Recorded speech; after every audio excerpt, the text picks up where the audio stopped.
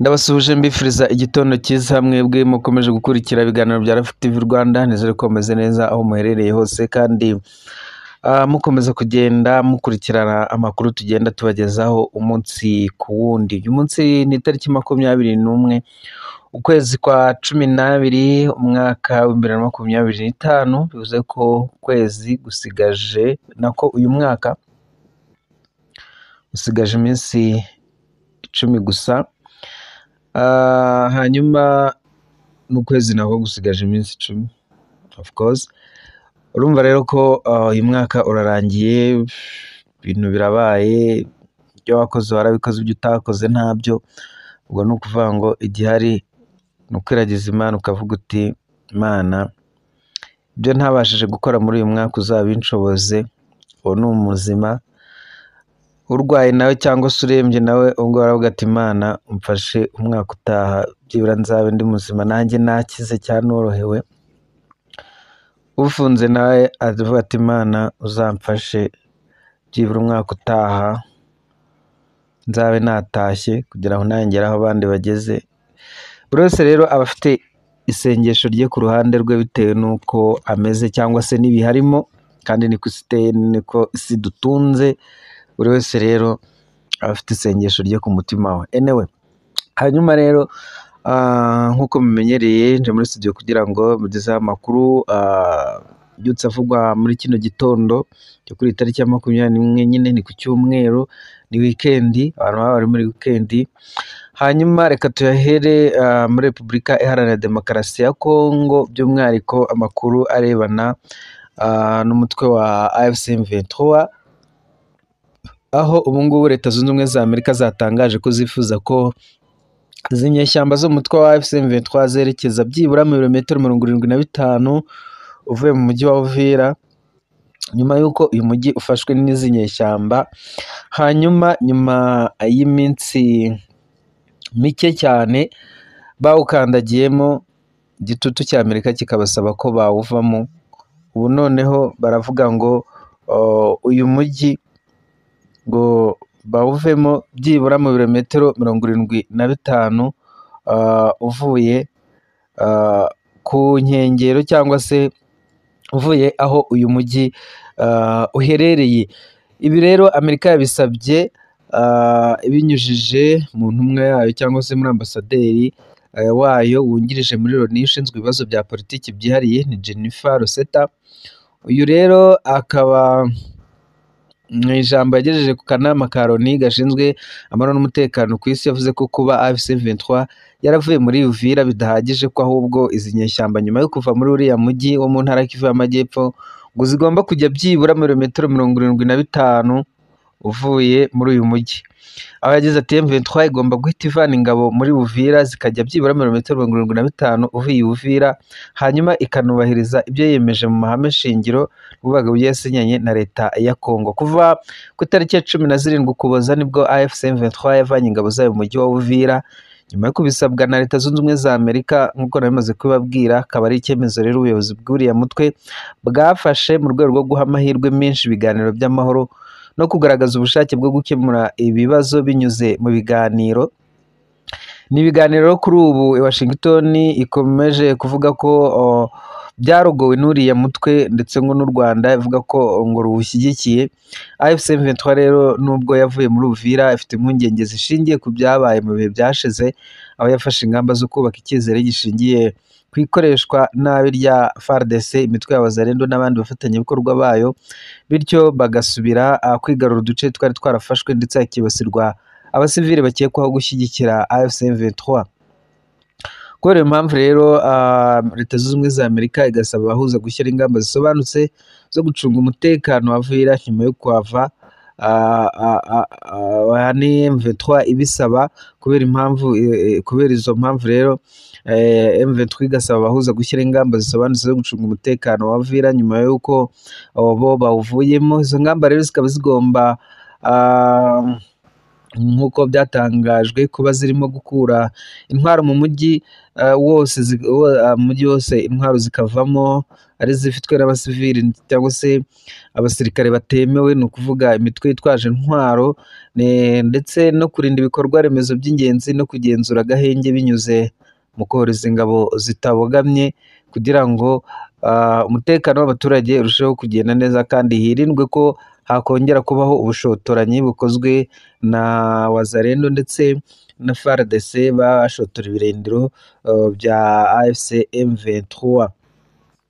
Hanyuma rero tukiri muri Repubulika Iharanira Demokarasi ya Kongo, kandi reka tubabwire ko ubu ngubu leta ya Kongo yatangiye kuburanisha abasirikare n'abapolisi bahunze umujyi wa Uvira, bakaba bari kuburanishirizwa i Kalemi nyine, nyuma y'uko uyu mujyi ufatwa na AFC M23 kubera ko bawusize mu maboko y'inyeshyamba.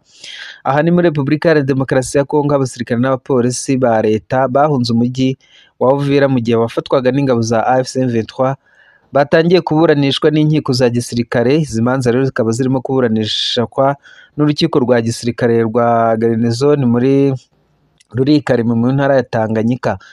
Iburanisha rero rikaba riri kubera mu kigo cya gisirikare cya Kamale guhera ku itariki ya 19 z'ukwezi kwa 12, ni ukuvuga ni kuwa gatanu uyu mwaka. Abaregwa rero bashinjwa guta inshingano zabo zo kurinda umutekano w'abaturage n'igihugu bagahunga intambara mu gihe umujyi wa Uvira wafatwaga n'izi ingabo z'inyeshyamba zirwanya leta za AFC M23.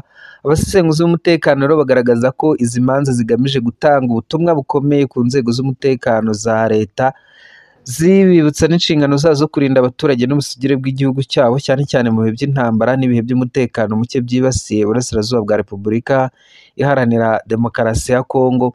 Izi manza rero zikagaragaza kandi ubushake bw'ubuyobozi bwa gisirikare bwo gukaza imyitwarire, indangagaciro z'akazi n'ubunyamwuga mu nzego z'umutekano. Ni mu gihe kandi intambara hagati y'ingabo za leta ya Kongo n'imitwe yitwaje intwaro ikomeje guteza umutekano muke n'ihungabana rikomeye ry'abaturage mu ntara ya Kivu zombi, ni ukuvuga iy'amajyaruguru n'iy'amajyepfo mu burasirazuba bwa Repubulika Iharanira Demokarasi ya Kongo. Dukomeje n'amakuru yacu kandi tukiri mu bijyana n'ubutabera, uyu nguyu nta wundi ni Yavan Fremo, umusirikare wa FARDC, gutunga nimero ya telefone ya retired General James Kabarebe byaba bigiye kumubyarira amazi nk'ibisusa, ndetse aho bishobora no gutuma akatirwa urwo gupfa cyangwa se agafunga ubuzima bwe bwose asigaje kuri iyi si, nyuma y'uko urubanza rwe rutangiye kuburanishwa ku mugaragaro ku wa gatanu ushize nyuma y'imyaka 3 isaga ari muri gereza. Bakaba rero baramusanganye nimero ya General Retired James Kabarebe w'u Rwanda. Ibi rero bikaba byamubereye imbogamizi cyangwa se byamubyariye amazi nk'ibisusa, aho bishobora no gutuma apfa cyangwa se agafungwa burundu, kuko ku wa gatanu ku itariki ya 19 Ukuboza urukiko rukuru rwa gisirikare rwatangiye kuburanisha urubanza rwe Lieutenant General Fremo Irunga, uzwi kandi ku izina rya Tigre nk'uko bigaragara mu nyandiko y'ibirego y'urukiko yasomwe n'umwanditsi wahoze ari umuyobozi w'akarere ka gatatu ka gisirikare ka FARDC. Akaba ashinjwa rero kugambanira igihugu, kugira uruhare mu mutwe wigometse ku butegetsi no gushishikariza abasirikare gukora ibikorwa binyuranije n'inshingano cyangwa se discipline ibaranga.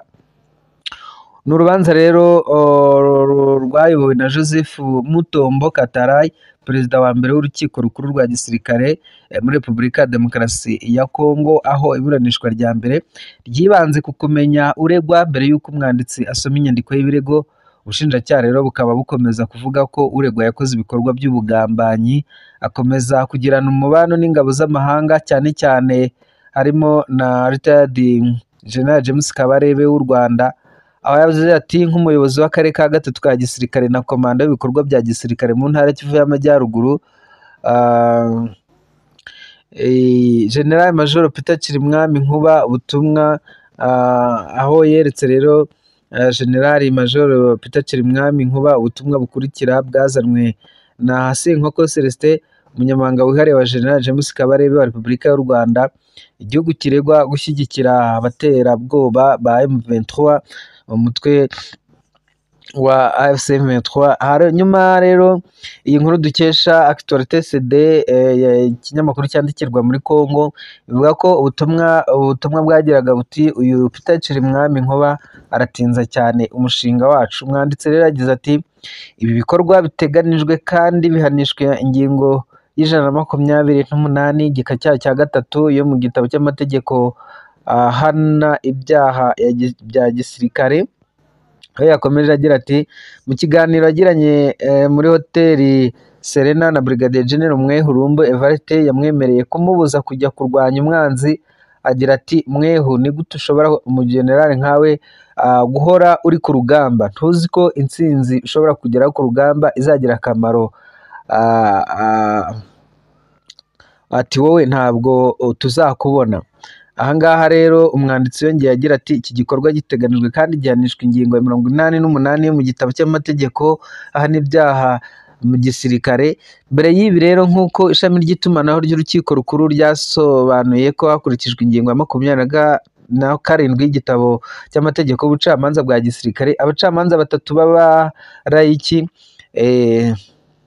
batabaye abacamanza bararahiye barahira imbere y'Imana n'igihugu kuzuza inshingano zabo mu budahemuka, gukomeza ibanga ry'ibiganiro no gucira imanza abagejejweho nta rwango, ubwoba cyangwa se kubogama, ariko bafite ubushake bwo kubahiriza amategeko.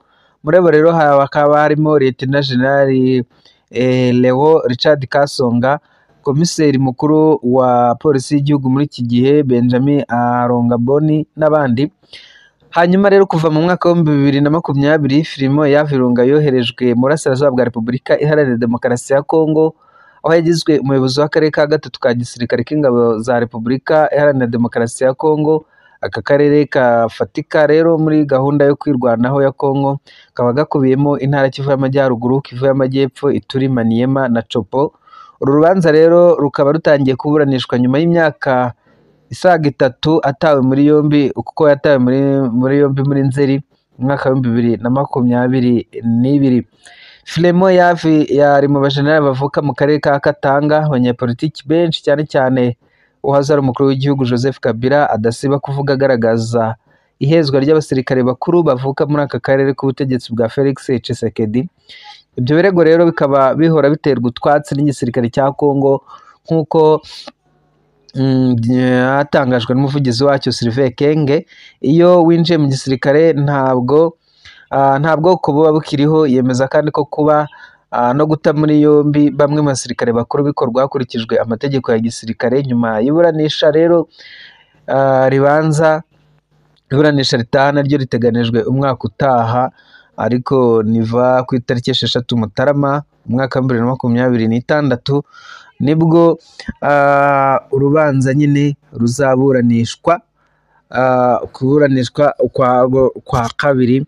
Aha rero bikaba ari ibibazo kuba baramusanganye nimero y'umuyobozi mukuru wabaye minisitiri w'ingabo mu Rwanda, ubu nta wundi ni Retired General James Kabarebe. Bakavuga ati rero wowe uri umugambanyi, nawe uri umugambanyi kuba tugusanganye nimero z'abanzi b'igihugu, ni ukuvuga ko nawe bariho uratugambanira. Ngayo nguko rero nuko byifashe, ni ukuvuga ngo iki cyo gishobora kumucisha umutwe cyangwa se kigatuma afunga ubuzima bwe bwose. Reka tutege amaso twumve ikiburanisha ry'ubutari zavuga cyangwa se cy'urukiko ruzanzura kuri iki kibazo. Hagati aho rero mbashimira byinshi mukomeje kubana natwe, mukomeza gukora subscribe, like na comment ku makuru n'ibiganiro tugenda tubagezaho. Ngiye nitwa Rafiki Kabenga, mukomeze mugire weekend nziza ndetse n'icyumweru cyiza. Ciao ciao, bye bye, Imana ibarinde.